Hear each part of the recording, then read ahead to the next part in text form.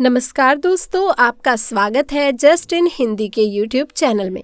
दोस्तों, जीवन तथा मृत्यु, सुख दुख, नुकसान, फायदा, खुशी और गम, ये सभी जीवन के महत्वपूर्ण अंग हैं। कभी तो जीवन में खुशियों की धूप खिली होती है, तो कभी समय बदलता है और जीवन में दुख के बादल भी छा जाते हैं। हर व्यक्ति के जीवन में उतार चढ़ाव तो आते ही रहते हैं। ये कलयुगी संसार का नियम है और सब समय चक्र के कारण होता है। समय से बलवान कुछ भी नहीं होता इस दुनिया में। समय के आगे सभी नतमस्तक हो जाते हैं। आपने अपनी जिंदगी में भी कई सारे व्यक्तियों को अर्श से फर्श पर आते हुए देखा होगा। दोस्तों, समय वो हथियार है जिसका घाव बहुत तेज और गहरा होता है। समय के अलावा कोई उसे भर नहीं सकता। पर हम कैसे जान सकते हैं कि हमारे इस समय चक्र का दौर कैसा होने वाला है? समय हमारे लिए खुशियों के द्वार खोलेगा या संकट के? ऐसे कई सारे प्रश्न आपके मन में भी उत्पन्न होते होंगे कभी कभी। इसलिए दोस्तों, आज की इस वीडियो में हम आपको बताएंगे कुछ ऐसे संकेतों के बारे में जिससे आपको अपने आने वाले शुभ समय के बारे में पता चल सकता है। तो दोस्तों, एक समय की बात है जब नारद मुनि बैकुंठ धाम पहुंचते हैं। तब उन्होंने भगवान श्री हरि विष्णु जी से इन संकेतों के बारे में पूछा। तो भगवान विष्णु जी ने उन्हें बताया कि वो स्वयं मनुष्य के पास कुछ ऐसे संकेत पहुंचाते हैं जिनसे वो अपने आने वाले समय के बारे में जान सकते हैं। हो सकता है कि वो संकेत उन्हें प्रकृति के द्वारा, पशुओं के द्वारा या शुभ घटनाओं द्वारा या मेरे भक्तों द्वारा भी दिए गए हों। ये ऐसे संकेत होते हैं कि सिर्फ मनुष्य को उन्हें जानने की आवश्यकता पड़ती है। तो आइए इस वीडियो में आपको बताते हैं उन्हीं संकेतों के बारे में जिन्हें स्वयं भगवान विष्णु ने जनमानस के कल्याण के लिए बताए हैं। पर उससे पहले अगर आपने हमारे चैनल को सब्सक्राइब नहीं किया है तो इसे जल्दी से सब्सक्राइब कर लीजिए ताकि आपको ऐसी जानकारी से भरपूर वीडियोस की नोटिफिकेशन मिलती रहे। इसी के साथ वीडियो अगर पसंद आ रही हो तो कृपया इसे लाइक भी कर दें। तो चलिए दोस्तों, शुरू करते हैं।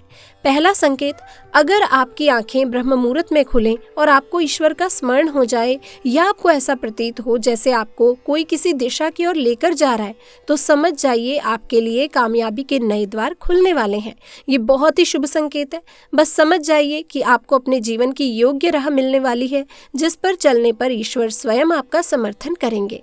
अगर आपकी भी आंख ब्रह्म मुहूर्त पर खुलती है तो उसके बाद आपके साथ घटने वाली घटनाओं के अनुभव हमें कमेंट सेक्शन में अवश्य बताइएगा। अब दोस्तों, दूसरा संकेत, आपने अगर महसूस किया हो तो कई बार आपका मन बिना कारण ही प्रसन्न रहता है। आपका चेहरा खिला हुआ, मुस्कान से भरा हुआ रहता है। आप क्रोध से परे हो जाते हैं।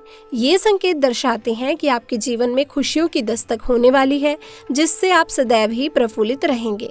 ऐसे समय में हम जिस चीज के बारे में सोचते भी नहीं है उस चीज के बारे में हमें खुशखबरी मिल जाती है।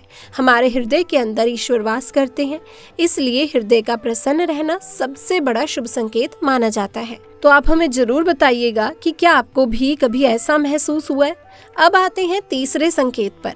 अगर आपके घर पर गौ माता बार बार द्वार पर कुछ खाने को आ जाए, या बंदर आपके घर से चीजें खुद उठाकर ले जाए, या बिल्ली आपके घर में बच्चों को जन्म दे, या पक्षी आपके आंगन में ही अपना डेरा बनाए रहें और चहकते रहें, तो ये सब कुछ ऐसे शुभ संकेत हैं जो ये दर्शाते हैं कि आपका आने वाला समय आपको बलवान बनाएगा, जिससे आप आने वाले समय में अपने जीवन में योग्य पदों पर पहुंचने वाले हैं।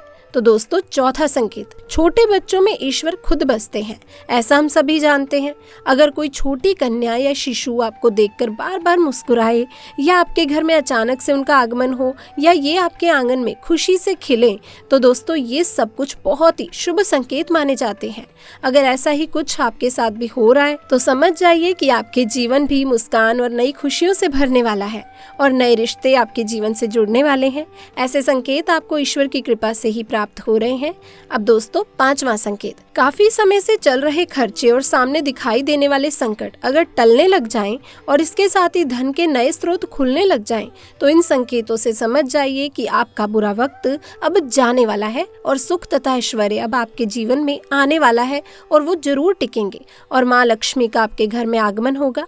अब दोस्तों, छठा संकेत, पूजा की थाली में फूल, माला, चंदन आदि का गिरना, या ईश्वर की मूर्ति आपको देखकर मुस्कुरा रही हो ऐसा प्रतीत होना, घर में आपके प्रिय अतिथियों का आगमन होना, घर में चांदी और सोने की धातुओं का आना तथा महिलाओं का बायां और पुरुषों के दाहिने अंगों का फड़कना बहुत ही शुभ संकेत माने जाते हैं। दोस्तों ये सारे संकेत आपको आने वाले शुभ समय के बारे में सूचित करते हैं। अब 7वां संकेत, सुबह सुबह आप घर से किसी शुभ कार्य के लिए निकलें और आपको गौ माता के दर्शन हो जाएं या आपको किसी संत, साधु, महाराज, पुजारी का आशीर्वाद प्राप्त हो जाए तो ये बहुत ही उत्तम संकेत माना गया है। इसका अर्थ ये है कि आप जिस कार्य के लिए निकले हैं वो कार्य अवश्य ही सफल होगा। उस कार्य में आपको सफल होने से कोई नहीं रोक पाएगा।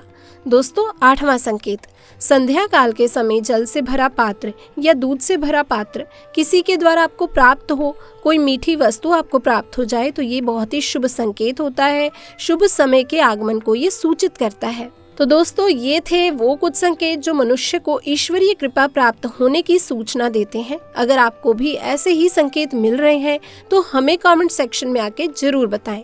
इसी के साथ जानते हैं कि हमें दोस्तों खाना खाने के बाद भगवान की पूजा करनी चाहिए या फिर नहीं।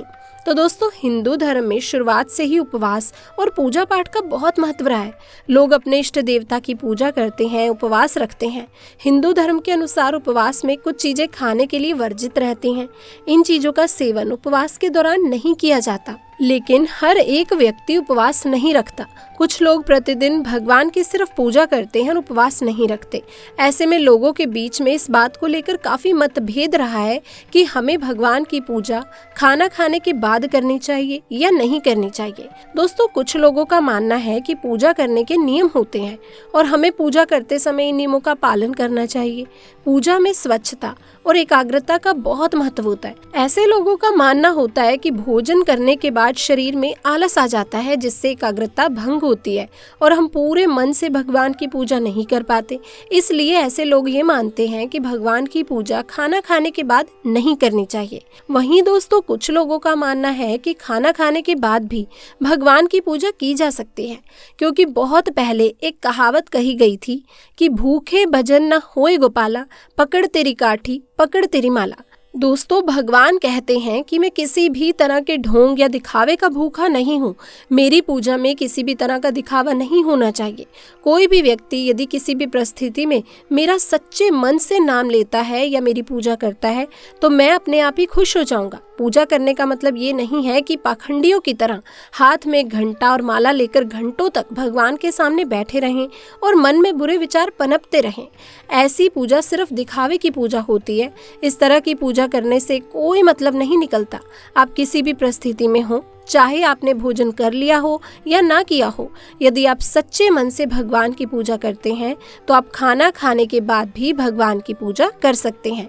तो दोस्तों ऐसे में आपके क्या विचार हैं? आप हमें कमेंट सेक्शन में आके जरूर बताइएगा। साथ ही वीडियो पसंद आई तो इसे लाइक करें, कमेंट्स में जय श्री कृष्ण अवश्य लिखें।